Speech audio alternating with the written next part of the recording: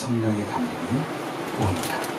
여러분, 이것은 모든 그리스도인에게, 아니 우리들에게 가장 심각하게 우선순위로 고민해야 될 문제입니다. 우리가 이웃을 사랑하지 못하는 이유이기도 합니다. 사랑할 에너지가, 사랑할 의지가 없어서가 아닙니다. 물론 바쁘면 에너지도 없지만 더 근본적인 이유는 성령의 감동이 없기 때문입니다. 여러분, 성령의 감동이 없이 내가 사랑은 사랑이 아닐 수도 있습니다. 여러분의 집착일 수도 있습니다. 여러분의 필요 이상으로 자녀들에게 에너지와 물질과 시간을 쏟아내는 건 사랑이라는 착각일 수도 있습니다. 왜 그게 사랑의 착각인지 아세요? 나중에 보상을 입어요. 그게 사랑이 아니에요. 많은 권사님들이 하는 얘기가 뭔지 아세요? 내가 희생을 해서 우리 가족을 키웠다. 내가 참고 안 쓰고 포기를 해서 우리 가정을 번성시켰다. 근데 우리 가족은 나를 알아주지 않아. 심지어 그것은 교회를 향해서도 이렇게 합니다. 내가 교회를 향해서 얼마나 헌금을 했는지 아느냐. 내가 교회를 향해서 얼마나 봉사했는지 아느냐. 근데 새로운 목사님이 날 못 알아주는 거예요. 그래서 상처를 받습니다. 그것은 사랑이 아닙니다. 거래였던 것입니다. 하나님의 우리를 통해서 주는 사랑은 조건이 없습니다. 그리고 하나님이 이미 다 응답을 해주셔서 나로 이미 받는 것이 있습니다. 성령은 알려주기도 하고 생각나기도 하지만 몸이 감당할 수 있도록 에너지를 주시는 분입니다.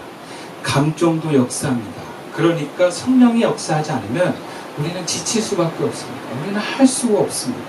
잘못 행동합니다. 그래서 우리 사역의 가장 근본에는 성령의 감동이 있느냐의 문제입니다. 여러분 스스로에게 질문해 봅시다. 성령이 임하십니까? 성령이 가르쳐 주십니까? 성령님이 여러분들의 행동과 선택에 이렇게 라고 생각나게 하십니까? 물론 어떤 사람에게 이게 어려울 수도 있습니다. 누구는 쉽게 느낀다고 하지만 그 과정까지 녹록지 않은 수많은 시행착오와 반복이 있는 경우들이 많습니다. 여러분 하루아침에 되는 게 아니에요. 어떤 경우는 성령이 감동하지도 않는데 이상하게 감동받고 성령님이 하는 경우도 많습니다. 그래서 어렵습니다. 잘못할 수도 있습니다. 그래서 아예 시도하지 않는 교회도 있습니다. 여러분 성령님이 어쩐 일 하는지 듣지 마세요. 목사님만 들으세요. 이렇게 얘기합니다. 너무 위험합니다. 그래서 우리는 어떻게 해야 됩니까? 그냥 쉽게 들리고 쉽게 생각이 나면 누구나 할 수 있는 거지만 잘못 듣는 사람도 너무 많습니다. 심지어 듣는 게 너무 어렵다고 하는 사람들도 많습니다. 그렇다면 우리는 어떻게 해야 성령의 바른 감동을 따라서 순종하며 사랑할 수 있겠습니까? 사랑은 성령께서 하시는데 구체적으로 주님을 사랑하고 사랑해야 될 사람들을 향해서 에너지도 올라오고 성령이 생각나게 하고 가르쳐 주셔야 되는데 우리는 어떻게 해야 그렇게 할 수 있겠습니까? 그리고 어떻게 해야 그것이 하나님의 소리인지 아닌지를 분별하여 이상한 길로 빠지지 않고 바르게 사랑할 수 있겠습니까? 먼저 15절과 16절 말씀에 이렇게 기록되어 있습니다. 함께 읽어볼까요? 시작. 너희가 나를 사랑하며 나의 계명을 지키리라. 내가 아버지께 구하겠으니 그가 또 다른 보혜사를 너희에게 주사 영원토록 너희와 함께 있게 하리니. 여러분 첫 번째로 우리가 성령의 충만함으로 인도를 받으려면 예수님을 사랑하고 사람을 사랑하려는 것에 우선해야 됩니다. 예수님은 제자들에게 예수님 자신을 사랑하라고 하십니다. 근데 자신을 사랑하면서 동시에 계명대로 즉 서로 사랑하라고 하십니다. 그리고 나서 다른 보혜사를 너에게 주도록 아버지께 구하겠다라고 말씀하십니다. 그런 사람에게 보혜사가 어떤 사람에게 의미가 있겠습니까? 예수님을 사랑하고 공동체 안의 이웃을 사랑하려는 사람에게 성령의 역사가 의미가 있습니다. 그러니까 우리가 첫 번째 분별을 어떻게 되는가? 내가 나를 만족시키려고 하는데 성령의 소리를 들으려고 하는지, 아니면 내가 사람을 사랑하려는데 주님을 사랑하는 가운데 성령의 음성을 들으려고 하는지를 봐야 돼요. 예수님을 사랑하고 공동체 안에 대상을 사랑하는 사람에게 성령의 역사를 한다는 건 잊지 마십시오. 예수님을 사랑하는 것은 보이지 않는 하나님에 대한 사랑으로 어떻게 보면 잘 알 수도 없습니다. 구체적으로. 그런데 공동체에 있는 사람들을 사랑하려고 구하면 그러면 성령의 역사하기 시작합니다. 사랑할 수 있도록 도와줍니다. 즉 목적과 방향이 하나님과 같으면 성령의 역사합니다. 예수님을 사랑하는 것, 이웃을 사랑하는 것, 그것이 성령의 역사의 근본입니다. 나를 위해서, 즉 내 마음의 평안을 위해서, 내가 일으키는 어떤 성공과 번영을 위해서 성령을 초청하고 성령을 사용하는 것이 아니다라는 것입니다. 성령을 나를 만족시키기 위한 도구가 아니다라는 것입니다. 비인격체로서의 도구가 아니다. 성령의 감동인이 안지를 분별하는 데 있어서의 가장 핵심은 바로 나를 만족시키는 방향인지 아니면 하나님과 이웃을 향한 사랑인지를 보는 것입니다. 그리고 성령은 인격체로서 오감과 생각의 영역에서 예수님을 경험하고 합니다. 예수님이신 계명대로 우리가 사랑의 계명을 지키려고 할 때 사랑하는 그 과정 속에서 성령이 오감과 생각으로 에너지를 주시면서 사랑하도록 돕습니다. 그러니까 방향이 어떤지를 잘 모를 땐 이 방향을 내가 섰을 때 하늘의 에너지가 오는 걸 보시랍니다. 방향만 이쪽이야 저쪽이야 라고 가르쳐 주는 게 아니라 이쪽인데 내가 이쪽으로 가면 갈 수 있는 에너지와 지혜와 마음을 주신다. 그래서 선택을 잘하고 선택을 했을 때 하늘의 에너지가 오는 걸 느끼십시오. 예수님의 모든 말씀과 모든 사역의 중심에는 사랑이 있습니다. 근데 그 사랑과 함께 하나님이 주는 에너지도 있다. 하나님께 대한 사랑은 죽기까지 순종하심으로 드러내셨고 이웃사랑 또한 모든 도움과 치유와 권면으로 예수님은 드러내셨습니다. 그러니까 예수님이 사랑만 한 게 아니라 사랑을 통한 능력이 나왔습니다. 여러분이 이웃을 향한 성령의 감동을 따라서 나아갈 때 능력이 오는가를 보세요. 내가 하는 그 말이 내 말이 아니라 하나님의 말로서 뭔가 이 사람을 위로하고 격려하고 권면하는지를 느껴보세요. 그러면서 더 확신하는 것입니다. 물론 에고가 주는 에너지도 있습니다. 근데 여러분 에고가 주는 에너지와 성령이 주는 에너지는 뭔가 다릅니다. 에고가 주는 에너지는 하나님이 주신 에너지와 느낌이 다릅니다. 어떻게 다르냐면 하나님이 주신 에너지가 아니라 에고가 주는 에너지는요, 뭔가 열정이 있는데 주변을 부담스럽게 합니다. 힘들게 해요. 에너지는 에너지인데 힘들어. 막 아내가 나를 사랑한다고 막 뭐 하자 막 그럴 때 막 부담스러워. 그럼 그것은 상대방의 에고의 에너지. 사랑의 에너지가. 그래서 스스로도 여러분 에고 에너지가 올라오잖아요. 자기 몸을 혹사시킵니다.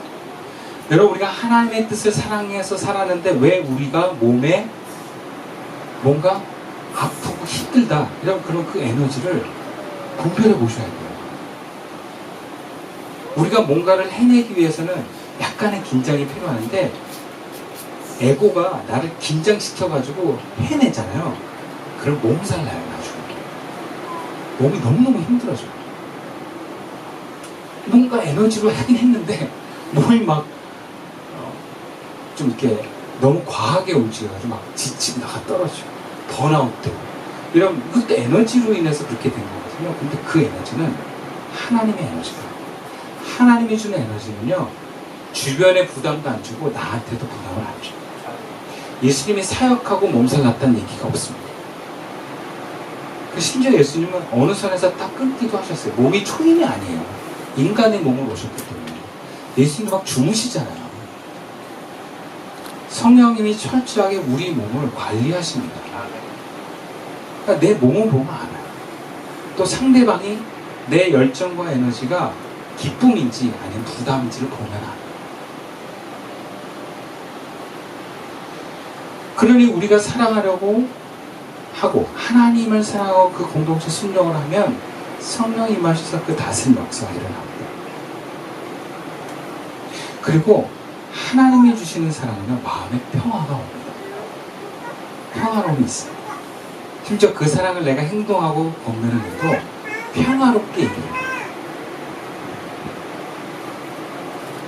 근데 나를 만족시키고 뭐가 나를 향한 에고에서의 감동을 따라서 하면 불안하고 뭔가 이 어떤 긴장이 따라가게 돼요. 여러분, 우리가 성령님과 하나가 돼서 예수님의 뜻과 방향에 함께 가면 그러면 하나님이 우리에게 평안을 주십니다. 그리고 일단 사랑하면서 분별해 보십시오.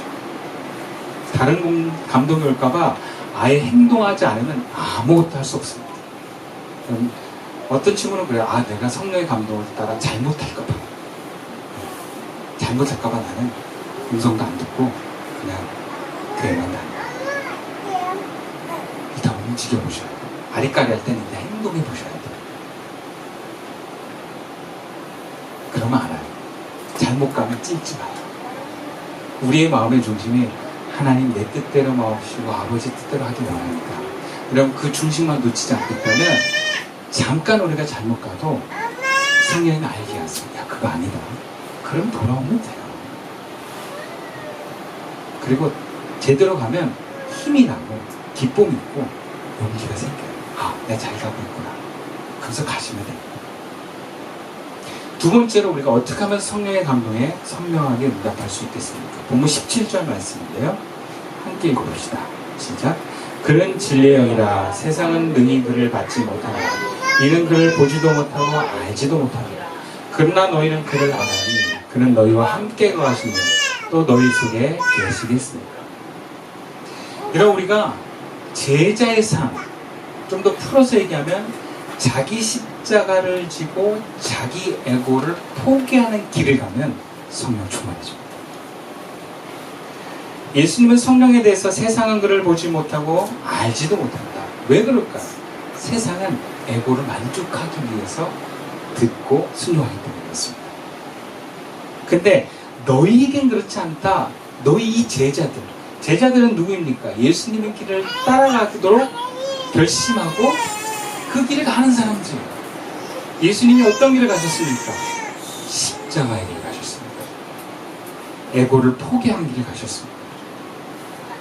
하나님의 영광을 위해서 에고를 포기하는 길을 가는 너희들, 즉 제자들에게 성령은 충만함의 역사입니다. 그러니까 우리가 왜 성령의 음성을 듣지 못합니까? 에고를 만족시키려고 하기 때문에 그래요. 반대로 가십시오. 에고를 포기하고 오직 하나님의 영광을 위해서 살아갑니다. 사람들이 나를 비난해도 괜찮다. 내가 좀 어려워도 괜찮다. 심지어 가족이 나를 원망해도 괜찮다. 여러분, 우리가 예수님을 따라 제자로 산다는 건 어떻게 보면은 고난을 자초하는 길입니다. 왜? 에고를 포기하는 건 그 고난을 각오하는 길입니다. 그럼에도 우리가 그 길을 선택할 수 있는 것은 여러분, 그 길에는 하나님이 계시기 때문입니다. 하나님과 가까워지면서 내 에고도 만족하는 길은 없습니다. 예수님의 제자의 길을 가십시오. 그러면 성령 충만해집니다. 여러분, 왜 오늘날 교회들이 성령의 감동을 이뤄옵니까? 에고가 죽는 길이 아니라 에고가 살려는 길을 가기 때문입니다. 에고가 죽는 길, 하나님의 영광을 위한 자기 십자가의 길을 가고 있습니다. 마지막으로 세 번째, 성령의 감동이 충만하면 31절 말씀인데요. 함께 읽어보겠습니다. 시작. 오직 내가 아버지를 사랑하는 것과 아버지께서 명하신 대로 행하신 것을 세상에 알게 하려 함이로라. 일어나자 여기를 떠나자 하시니라. 우리가 성령의 감동에 충만해지려면 작은 것에서부터 하나하나 순종해 나갑시다. 예수님은 세례 요한의 세례 이후 성령이 임하셨어요. 비둘기같이 임했다고 성경은 표현합니다. 성령 안에서 하나님께서 함께 하셨고 말씀하셨습니다. 그리고 성령 안에서 하나님의 뜻을 따라 십자가의 길을 가셨습니다. 여기 예수님께서는 내가 아버지를 사랑한 것과 아버지께서 내게 분부하신 그대로 행하신다라고 말씀하십니다. 그러니까 예수님은 마지막 순간까지 성령 안에서 주어지는 하나님의 뜻에 순종하셨다라는 것입니다. 그래서 메시지 성경에서는 이것을 강조해서 이렇게 표현을 합니다. 나는 마지막 하나까지도 내 아버지의 지시대로 따르고 있다. 굉장히 와닿지 않습니까? 예수님이 성령 충만한 그 길을 가고 계신 예수님의 고백이에요. 나는 마지막 하나까지도 내 아버지의 지시대로 따른다. 우리도 그렇게 됐을 게 축원합니다. 저도 그걸 너무 열망합니다. 왜냐하면 정말 훌륭한 목사님들이 마지막에 넘어지는 걸 만났어요. 잘 가시다가 마지막에 하나님의 지시를 따르지 않고 무너지는 목사님. 그래서 하나님과 끊어진 목사님도 많이 봤어요. 저는 그러고 싶지 않더라고요. 예수님의 고백처럼 나는 마지막 하나까지도 내 아버지 하나님의 지시대로 따르고 있다. 저와 여러분 모두 그렇게 고백하며 하나님 만났을 때 축원합니다. 예수님께서는 공생애를 시작으로 성령 안에서 들려지는 하나님 아버지의 지시를 하나도 놓치지 않고 순종하셨습니다. 성령은 우리에게 지시하십니다. 그리고 그 지시를 따르는 사람에겐 더 구체적으로 말씀하시고 생각나게 하십니다. 우리가 성령의 감동이 섬세해지려면 들려지는 하나님 아버지의 지시를 순종하면 순종할수록 성령의 감동은 섬세해집니다. 풍성해집니다. 순종해 나겠습니다. 만약에 우리가 이미 불순종을 해버렸다면 회개해야 됩니다. 그래서 다시 그 순종의 방향으로 갈 수 있어야 합니다. 아니 처음부터 하나님의 지시하심에 되도록 순종하지 마십시오. 아니 순종하는 것을 놓치지 마십시오. 작은 것에부터 성령 인도를 잘 받고 순종의 길로 가잖아요. 그러면 여러분 어느덧 여러분이 그냥 하나님 안에 있게 돼요. 그리고 쓸데없는 고난의 길은 안 갑니다.